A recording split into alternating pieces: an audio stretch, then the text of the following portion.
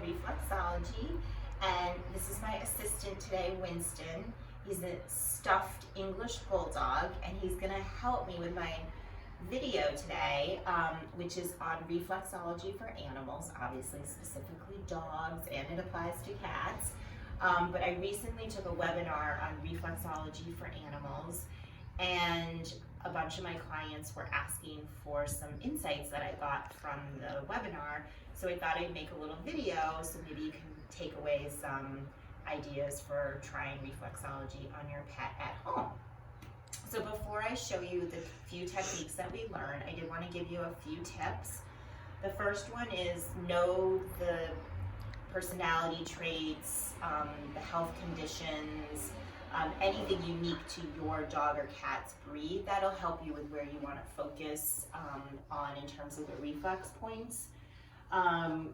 Also know what areas of your dog are sensitive to touch, where they don't like to be touched, where they love to be touched, because if it's an area that's sensitive or they don't like to be touched, just avoid it, don't do it. Before you start, always wash your hands and make sure you're fragrance free. And if possible, start reflexology on your dog or cat as young as possible. So the younger you start them, the more likely they're going to get used to this type of touch and be willing to receive it from you. But if you have an older dog, like Winston, it'll be fine.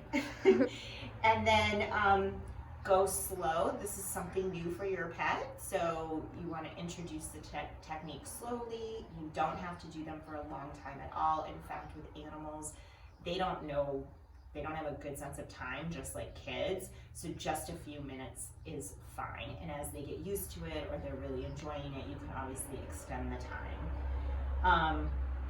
Also, you don't want to just drag your pet out of playtime, or if they seem really energetic and have them do reflexology, that's a recipe for disaster. So try to catch them in a moment where they're kind of drowsy or seem calm, where you can see if they'll be receptive. And then finally, it's nice to create a space where you do the reflexology with your pet, so it's kind of a cue for them that this is about to be a session. So whether it's like a blanket that they love that you spread out, or a towel, or something that signals to them that we're going to do some reflexology. All right, so I'm going to show you, I'm looking at my notes a little bit because again, this is not my scope. I don't usually work on animals. So before we start the session, you can use your fingers, or I thought it was a really cool idea to use like a soft, poofy brush. This is just like a blush brush. And the instructor said that particularly cats love these types of brushes. So I thought it'd be fun. I'll show you kind of how you do use both. All right, so the first spot that she had us work on was between the eyes, and it's just a little spot, and it's the reflex for the brain.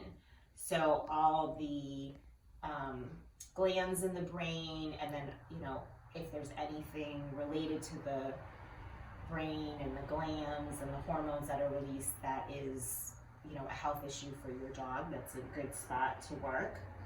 And then working down to the bridge of the nose. This is a reflex for the neck area, and the instructor pointed out that it's a really great spot for smaller dogs because if you think about it, they're always looking up at us, and so their necks could get a little cranked. So that's a nice place for you to work on. And then working all the way down the bridge of the nose, and that's spinal reflexes as well. And then the next spot she showed us was above the brows. And again, you can use one finger if you don't have a brush, and then you can switch to the other side, or you could do them simultaneously. And again, I didn't show you, but when you're working down the bridge of the nose, you could actually alternate fingers, which seems very soothing to me. But this reflex above the brows is for shoulders and all those joints in the upper body. And then we move down to cheeks, obviously both sides of the face, and this relates more to kind of everything in the torso, like upper organs like heart and lungs, and abdominal, and all those areas. So again, you can use the feet. I mean, use not your feet, use your fingers, sorry. And then you have the jawline. And this is for your lower limbs. Also, it just feels good because it's obviously related to, dogs chew a lot, and they can get quite tense from chewing and things like that. So it's actually just a nice spot in general physically for them. And then the chin. And this relates to all kind of the lower body organs like reproductive, bladder, colon. So if you know your dog has those types of health issues, that would be a nice area to work.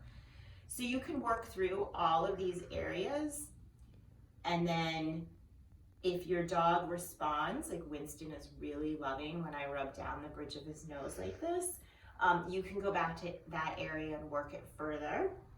And go through the areas that they really enjoy.